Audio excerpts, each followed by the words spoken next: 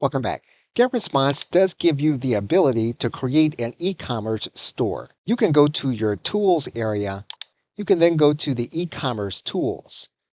What you can then do is you can click on add a store. You will then see a link here that says create a store in GetResponse. You can give your store a name. You can then click create.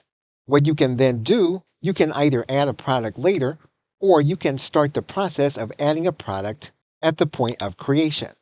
You can determine what your product is going to be. We are going to give the product a description. You'll then want to set the price for your course. You will then want to upload a course image. You will determine how you will deliver the individuals to your course. And if you choose to redirect people to a site that hosts your course, you can place in the course URL. If you want to have the individuals copied to a separate list, you can do it. And you can determine which day they're going to start in your series. Or you can leave this toggled off.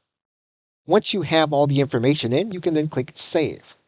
If you want to edit your product, you can go to the ellipsis, you can edit the product, or you can delete the product.